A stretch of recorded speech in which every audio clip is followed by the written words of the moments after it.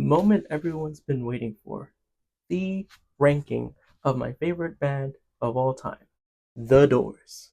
What it do, vinyl community? Welcome to the Fluffy Records YouTube channel. My name is Brian, that's Brian, and today I decided to do a video that I have been thinking of doing for some time now. I don't normally do ranking videos, I actually don't ever do ranking videos, but today I decided to make an exception and record a video of me ranking my favorite the albums of my favorite band of all time, being The Doors. When it comes to favorite bands, I don't normally have a favorite one, but ever since I discovered The Doors, which was 6 years ago now, back in high school, might as well tell you guys the short story. Here's the short story. I was in high school, junior year of high school. I overheard a girl playing Light My Fire. Um, and I was like, well, what is this? In my head, and I just kept hearing like, "Come on, baby, light my fire." So I went home, walking home, put whatever I listened to, overheard rather, and bam, immediately became obsessed with the Doors, Jim Morrison, and his group. Just absolutely wonderful. So back to this ranking. How am I going to do this? It's just going to be their studio albums with Jim Morrison. So no, not any live albums, not anything that was put out either Record Store Day or anything that's been out post Jim Morrison's death. No, I'm not going to be showing you guys anything that the band did a few years after Jim Morrison's death either. It's just going to be the stuff from 67 to 71, essentially. So, if you guys are new here, welcome. I normally post jazz videos, but now I've been venturing out and doing more non-jazz. And yeah, let's get right into it. So, how I did it was I listened to these albums multiple times already. I was already familiar with them, of course, been listening for the past 6 years or however long it's been since I've been away from high school. I have been, the way I did this was I listened to each album thoroughly on record, on streaming. I first round, what I did was just listen to it. Second round, I was like, okay, I'm gonna start ranking these one by one on a scale of 1 to 10. No, uh, no point whatever. There's no decimals for this one. After that, I listened again just to double check and see if my rankings were all fine. So after I ranked them, I put them on a Google spreadsheet, and essentially calculated everything. Well, Google did that for me, and with that, I found my list of favorite albums from The Doors. So I'm gonna start off with the least favorite up to the most favorite, and a lot of you guys might already have a sense of how the list is gonna go because they only put out 6 studio albums, so it's not a lot. I'm gonna try to rapid fire through these. And here's the thing. Here's the thing with ranking. People don't like ranking because we can all agree to disagree. Maybe not. People will probably find my ranking system obscure, which I totally understand. But when it comes to favorite band, again, I could say my favorite band of all time is the Beatles, which is not, or the Rolling Stones, Pink Floyd, or Beach Boys, etc. But honestly, when it comes to the Doors, it's just something else. Probably because they were based in LA, but anyways, enough chit chatting. Let's get right into the ranking. So coming in at number 6, we have the Doors' fourth album. This is 1969. You guys might have guessed it. It is the Doors' Soft Parade.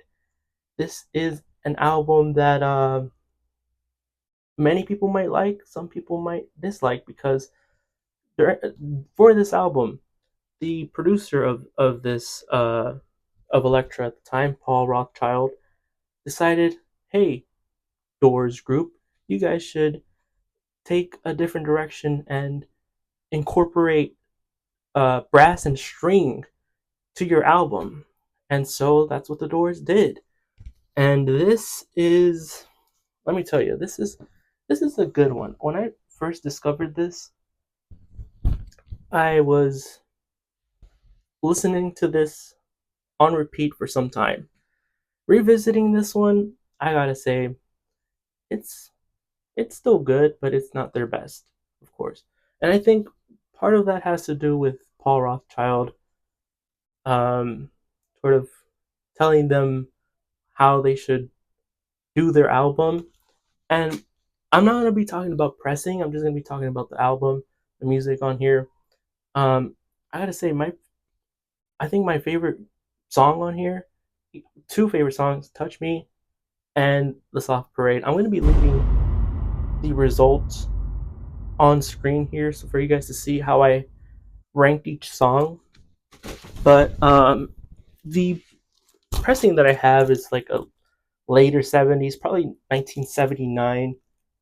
Um, this is on that red Electra.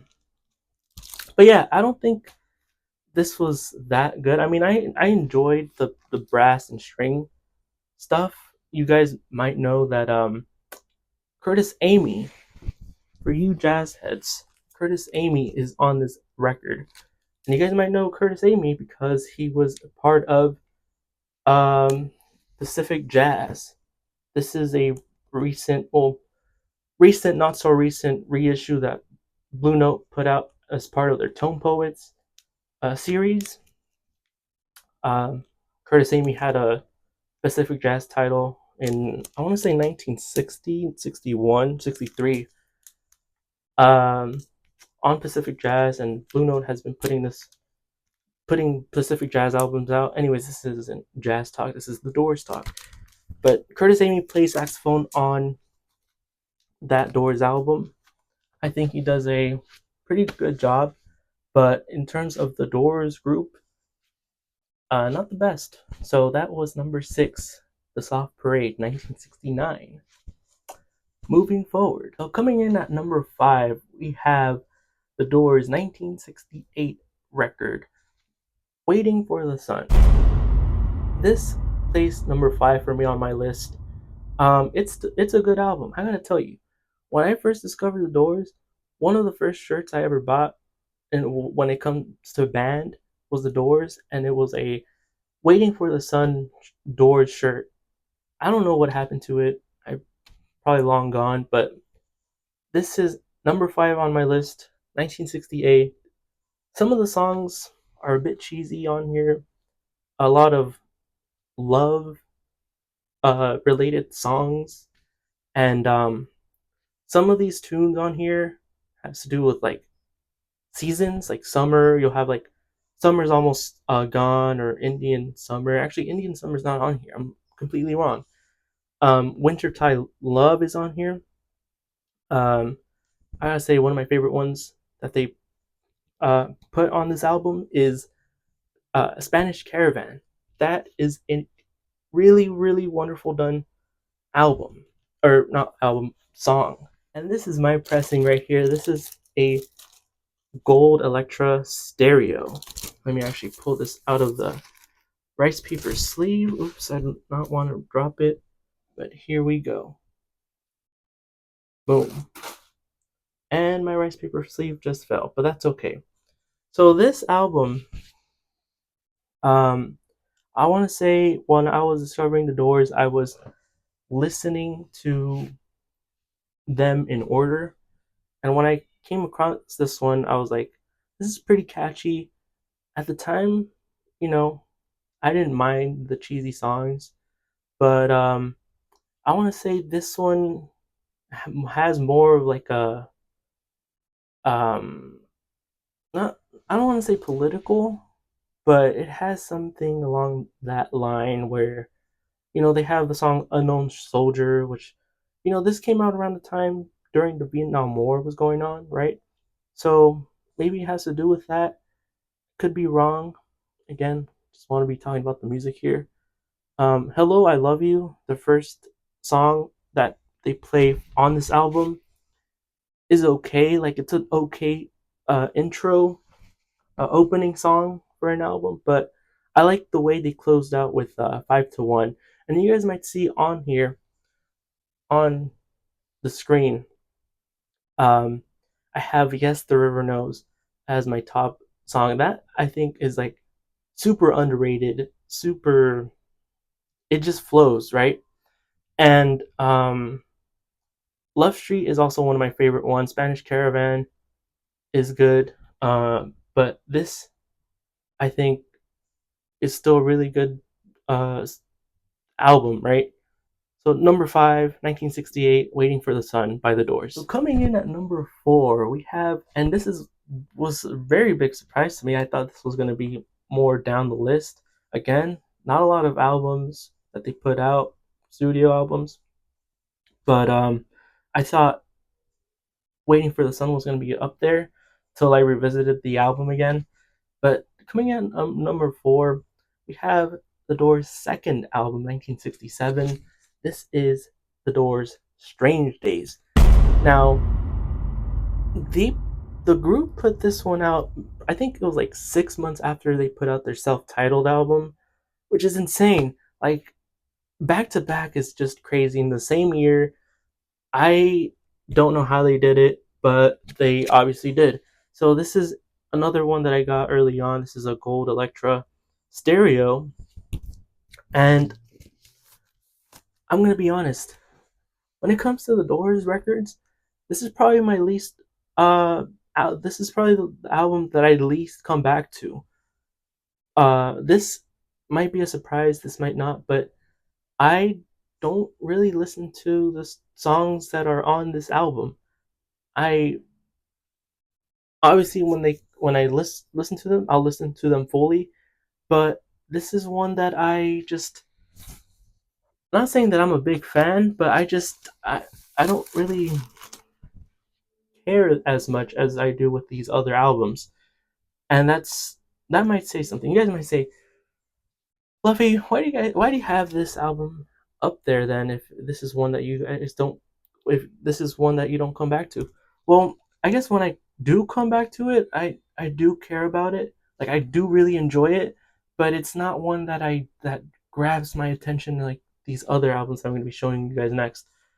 And you know, this opens with Strange Days. This, it's a good opening, but I put it at number 8. The rating for the song Strange Days, I had it number 8. It's good for the time. Maybe if it was later on, I probably would have ranked this lower, but the group finished off very strongly with When the Music's Over. I really enjoy that one. I gave it a 9. Surprisingly, I had one song on here that was number 6. Again, it's just one that's like, I don't know, just a little too cheesy for me. But yeah, I mean, this this has really good songs on it, but this is honestly one of the albums that I just don't ever come back to. Um, People Are Strange is a little overrated for me. You guys might start laughing now, like, oh, aren't all of the Doors songs overrated? Yeah, I guess, but when it comes to People Are Strange, I feel like I hear that one all the time, which is probably a reason why I don't ever really come back to this album. But I'm glad that I have it. Um, I will say this might be the least spun album that I have, which by now is not surprising. But yeah, I let me know down in the comments if you guys have this one at your number 1. But for me, this is at my number 4. So, Strange Days 1967 by The Doors, number 4. Alright, you guys, so at number 3 we have The Doors 1970 record, The Doors Morrison Hotel. This is a really good blues album. I mean, The Doors were going were really at it with the blues during this time period. This is right after they had done Soft Parade, which was, you know, a in many people's opinion probably a big failure, partly due because of what's his face, Paul Rothchild. The Doors. I mean, Jim Morrison was really influenced by the blues, and man, um, they bring in a number of musicians on here to back up the band. One of them, I believe, is John Sebastian, who is credited here as G. Pugliese. He plays harmonica on Roadhouse Blues. My copy here is the Analog Productions 45, put out a few years back, probably a decade ago now. But here's the double disc um, red label Elektra, which I actually enjoy these red labels. I like when Elektra went to the red label route. Route. But I something about the gold label just I don't know, just screams the Doors, right? But anyways, here is um the the the ratings that I left. Strong opening with Roadhouse Blues. There were whenever I listen to this album, it really reminds me. Obviously, one, the blues. Number two, there I noticed there were some songs that I don't know related to uh sailing in a way, like I don't know, when I think of this record I think of, obviously because of the songs Ship of Fools and Land Ho, and I don't know, just something about it reminds me of like these guys being on a ship going somewhere else. And yeah, I will say this album does have somewhat a little bit of some cheesiness going on. But one other bad comment that I'll say is I'm not sure why. Well, I do know somewhat why, but I um if only Indian Summer was on one of their earlier records, it doesn't really fit on this album. Also, Waiting for the Sun, that one should have been on their Waiting for the Sun record.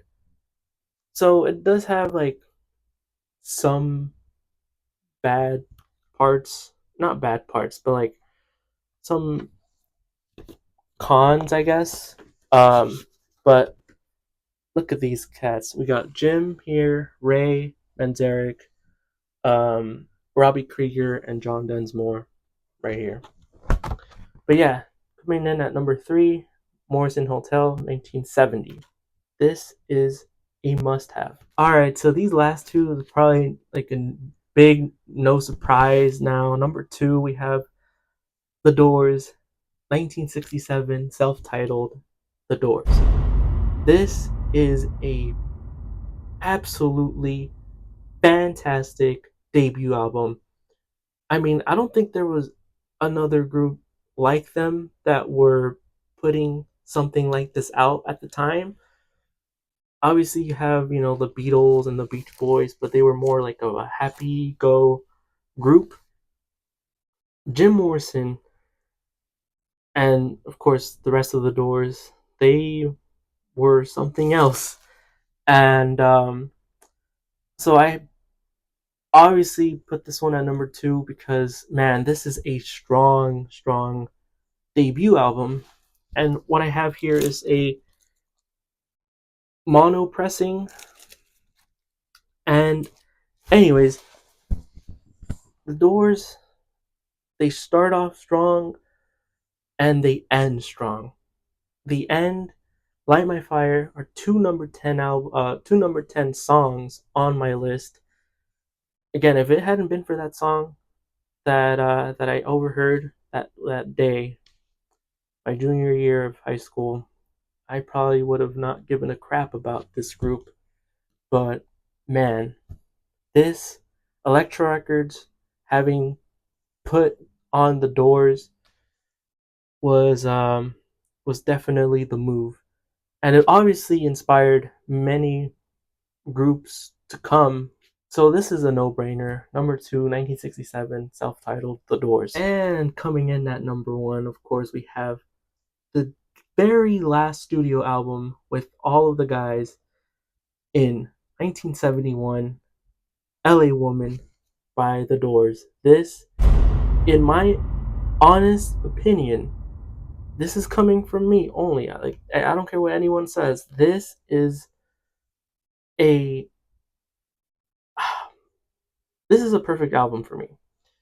It might not show on the rate through the ratings, but this is a perfect album for me. I might not put every song a 10 out of 10, but this is every song is a hit for me. This is another analog production pressing that I have here. This is the double 45.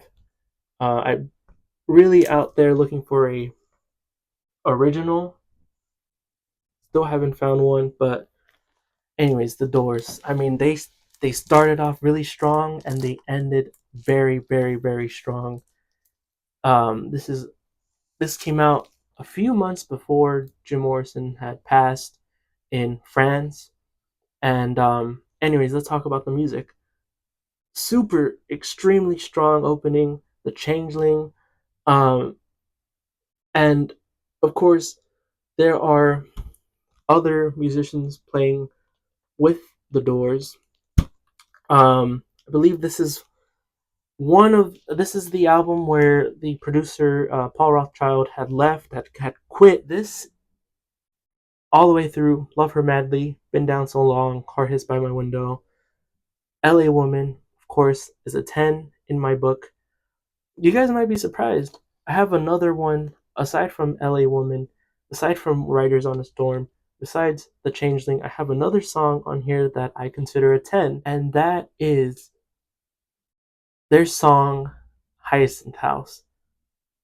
That song is super underrated. I don't ever hear people talk about it. I mean, that is such a beautiful I wouldn't even know how to describe it, but it's just so beautiful. People need to listen to Hyacinth House more. But yeah, this is on that Butterfly Electra, which is not my favorite, but I've gotten used to it over the years now. This is the one that I listen to the most. Of course, many people might agree with me. This is just a freaking perfect album. But yeah, if you guys haven't listened to any of the Doors, I wouldn't say start with this one. Definitely start with their self-titled. Um, and then from there, you can start listening to their other stuff. But Jim Morrison's vocals changes completely uh, over the years, especially around this time. And man, he went from this soft, he was still screaming, especially in his early on, but like this is just a different Jim Morrison. He man, just can only imagine what he would have done if had he lived past past that. But this is a freaking the album, and that's my ranking for this video. I hope you guys enjoyed. I hope you guys stuck around. If you guys did, let me know down in the comments what you guys think of my ranking. Is it obscure? I know it is. But let me know down your ranking of the Doors if you guys are fans of the Doors. But yeah, hopefully you guys enjoyed this. I try not to make it as long as I usually make my videos, but my next one will be not another, but my next one will be a jazz video. So be on the lookout for that. But yeah, thank you guys so much for watching, and I hope to see you guys in the next one. Take care.